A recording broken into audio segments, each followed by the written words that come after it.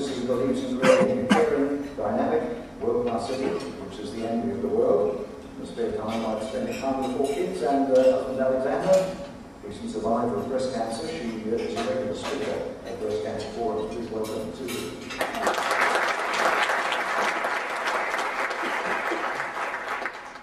Eddy, would you come and join us, please? In 85, Councillor Sarroff moved to the Gold Coast, where he met his wife, Leanne. Apparently that happened to live there. They married in 95, had 4 young children. He invested in commercial properties in Broadbeach in 93. He was elected the Broadbeach representative, then currently the chair of the council's finance committee, has maintained a strong focus on promoting Broadbeach.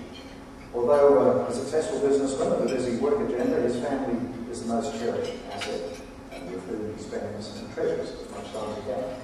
Morning.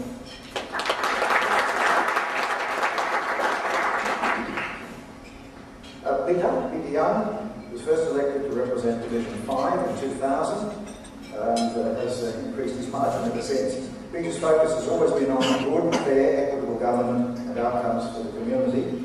His current focus is development of the new planning scheme and the new transportation plan, both of which will deliver a solid framework for continued growth of the city over the next couple of decades. He also leads the implementation of the nature conservation and climate change strategy. Good morning. Tom, would you join us, please? Tom Tate, mayoral candidate, is CEO of a family-owned Islander Resort Hotel in service, civil engineer by profession, been an active member of the Gold Coast business community for many years. Tom believes our city is facing considerable challenges. If elected mayor, he's bound to create local jobs, cut council costs to deliver lower rates. That's going to be a popular theme, I suspect, Tom. Build the transport network we need and help reduce crime.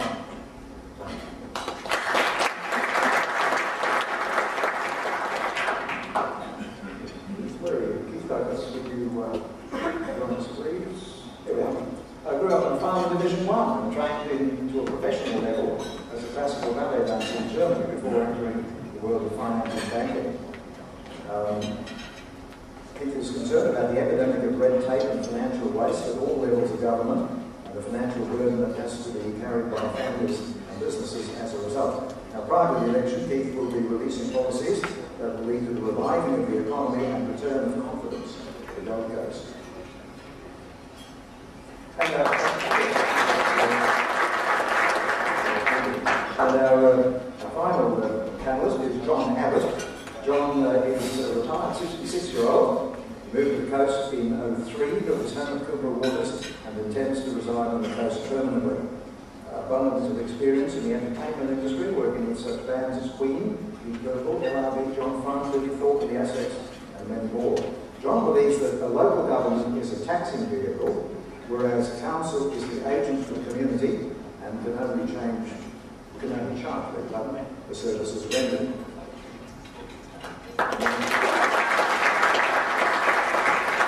As Steve mentioned, time is a bit acute. We have a number of issues that we want to approach. So I would ask our panelists to be as succinct as possible. On your tables you'll find the report card. You might like to mark our panelists as we move along. First question, the economy. What can we do immediately to reinvigorate the Gold Coast economy and increase investment in the city? And I think we might start at the far end, please, and move down for a response to the question. Yes, please. Good morning all. I hope I can be heard. As if yes, that's all right. Ladies and gentlemen, the economy of the Gold Coast has been stifled by the mere fact that our council is not a council. And this is critical. This is why I come in late. Because I couldn't find anyone else to deliver the message that I intend to deliver today and the rest of the time that we have. Council and local government is the issue. Question is, what is local government and what is council? Local government is an authority that can tax, that can impose laws. A council is a body of people elected by the community to deliver services to the community, only to the local community, and charge for those services rendered. This is the problem that we've been facing now for several years. It should not have happened. We've been asleep at the wheel. In 1988, we had a referendum which requested us to decide whether or not our state government could enact a law to create a system of local government and maintain that system of local government. We said no. But the state government in 2010 decided, so what? We're going to do it anyway. We're going to allow these councils to become governments, all 560 of them across the entire nation. All of our rates are not services rendered only. 2/3 of them are taxation. I am here, if I'm elected as mayor, to put a stop to that once and for all. We can do that. We must do that. Because if we do not, then what we have now will continue indefinitely.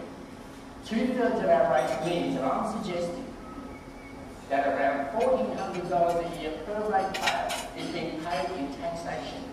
If we are able to put that money back into the pockets of our community, imagine 230,000, 240,000 people being able to spend $1,400 a year into our local economy, what will happen? That has to be an unexplainable. The other issue that's close to my heart is this light rail nonsense. That's Governor Crislow put it. It's a lunacy. It is a lunacy. This thing is a train. Make no mistake, it is a train. It's worse than a train. Melbourne's got trains. And we'll say, what a wonderful system. Really? Really? It isn't. I'm a Melbournean. I know what's going on. Right now, all the streets, city streets and right across the metropolitan area, they're all being ripped up because they're putting up ramps for disabled. An entire laneway on either side of the road, streets are being shut down. That's where we're heading. 145 billion state will go snaking its way into our streets. Surface paradise will become a nightmare. It is already a nightmare. In their own words, their $5 million booklet that they produced, they said that our streets are being congested. We must do something, and quickly. I agree, we must. We cannot have buses on our roads because that's congestion. We need to get something that will create a form of transport that will alleviate our congestion. So what do? We put a train on our roads. That's not going to alleviate congestion. And even as they look at they admit that the train system will become part of the problem. It's page 11, paragraph 3. This is what I intend to stop now. Most of you will say, well, we can't because too much work's been done. Too much work's already been done. And we have contracts. On two areas, it's not a problem. No work has been affected to date. Not a single inch for the bottom. It's all been moving infrastructure around. Stormwater, John, time, there you go. I'll speak to you later. Thank you.